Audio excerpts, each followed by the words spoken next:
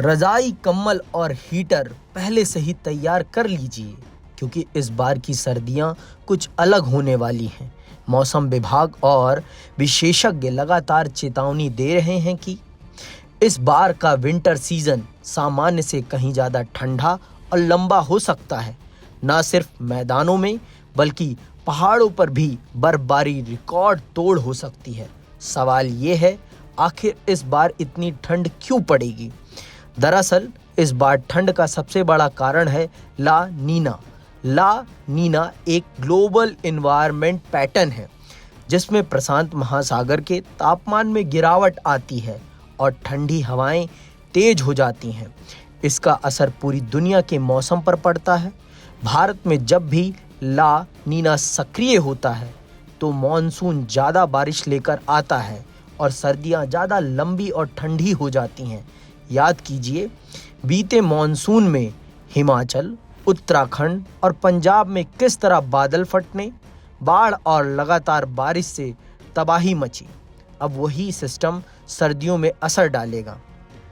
बीते वर्ष 2024 और 25 में आईएमडी के आंकड़ों के मुताबिक 2024 भारत का अब तक का सबसे गर्म वर्ष रहा।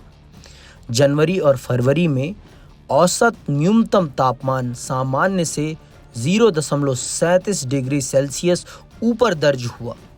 कोल्ड वेव यानी शीतलहर वाले दिनों की संख्या सामान्य से कम रही। मैदानों में ठंड कमज़ोर रही, जबकि पहाड़ी इलाकों में बर्फबारी हुई, लेकिन अपेक्षा से हल्की।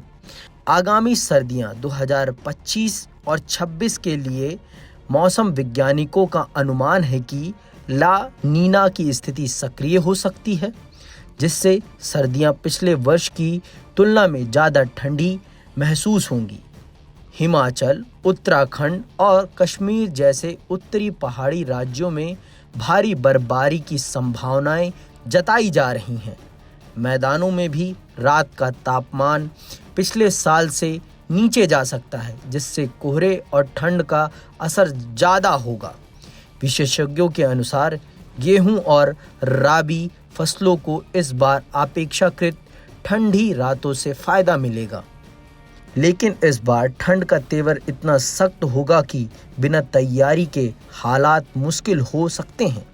विशेषज्ञ साफ कहते हैं, ला नीना इस बार कड़क सर्दी की गारंटी लेकर आया है। मतलब ये कि अगर आप सोच रहे हैं कि इस बार सर्दी हल्की होगी तो आप गलत हैं।